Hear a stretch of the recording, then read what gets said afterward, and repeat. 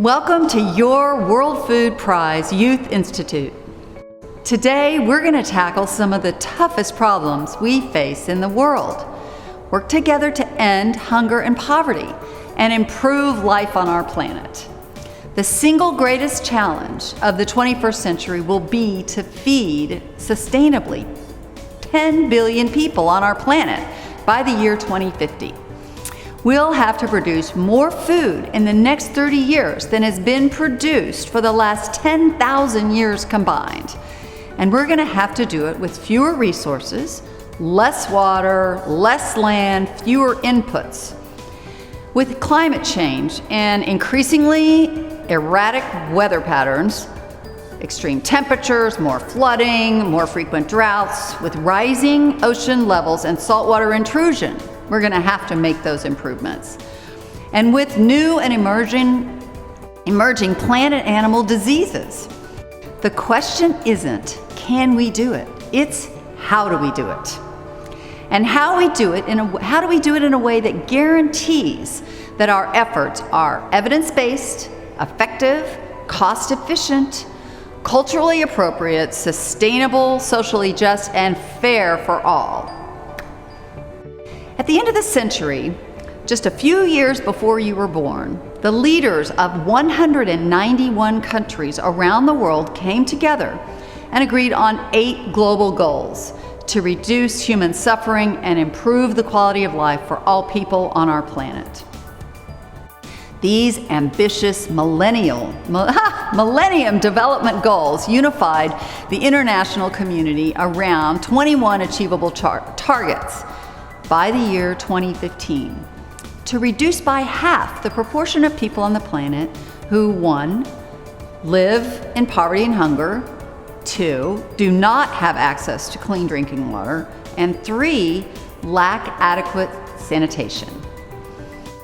As well as to provide universal education, primary education for every child, to promote gender equality and empower women and girls, to reduce child mortality and improve maternal health, combat HIV/AIDS, malaria, tuberculosis, other diseases, all of this in a way that protects the environment and ensures sustainability. These were big, audacious goals, and we made incredible progress. Now, not every country achieved all of these goals, and progress was slower than we hoped. But we made sustained and significant progress. In just over 15 years, more than 80 developing countries were able to cut hunger in half. And in every region of the world, across every type of government and political system, geography, economy and industry, religion, faith perspective, across entire cultures and societies, communities, households, we were able to reduce hunger and poverty and make real progress on each and every one of these goals. Now we have a map that shows us what works, and we have a way forward. For the first time in human history, there's now no excuse for any country or any government to say they don't know what to do. They can look at their neighbors and they can look at examples all over the world to see what has worked and how to do it. How technologies, policies, programs can be adapted to meet local needs and to achieve better results. In your lifetime, in the last 20 years, we have reduced extreme poverty by 75%, increasing incomes and lifting over 1.1 billion people out of abject poverty and suffering. But there's still more than 736 million people who live on less than $2 a day, and nearly half of the world's population lives on less than $5.50 per day. We have cut hunger in half, and in Central and South America, it's been reduced by 2/3. That's over 200 million people, more people that are food secure for the first time. But there's still 820 million people on this planet right now who do not have enough to eat. In 2016, the world came together again and looked at the progress that had been made. They looked at where had we failed and where had we fallen short. And we all set new goals based on everything we'd learned.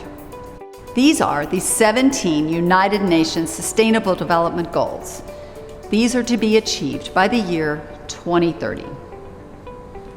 These goals are critical to your presentations today.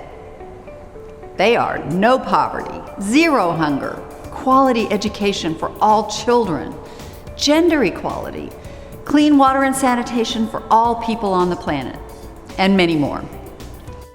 The Millennium Development Goals challenged us to reduce our problems by half. Now, the Sustainable Development Goals are focused on finishing that job.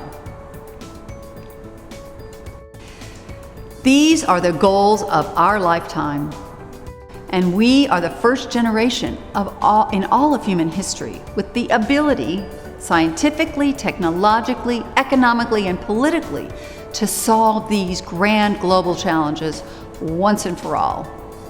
Achieving zero hunger, ending extreme poverty, improving human nutrition and health, guaranteeing access to clean water and sanitation, providing economic opportunities, education to all people, and ending child and maternal mortality. This is all achievable in our lifetime. So these are our goals, and that's why we're here. You have identified a major problem we face on the planet. You've researched it, how it affects a typical family in another country. You've looked at how it impacts the economy, the health of the population, the environment. In analyzing all of this evidence, you've come to some critical conclusions. Now you're going to share with us what you think we should do. You're going to recommend the technologies and innovations, interventions, and programs and policies that will most effectively solve these problems. You'll decide what we invest in, how we use our resources, where to put our attention and our effort so we can get the job done. We're excited to learn more about your research and recommendations, and importantly, to hear your ideas on how we can solve these complex global challenges, achieving the Sustainable Development Goals and ending hunger and poverty on our planet once and for all.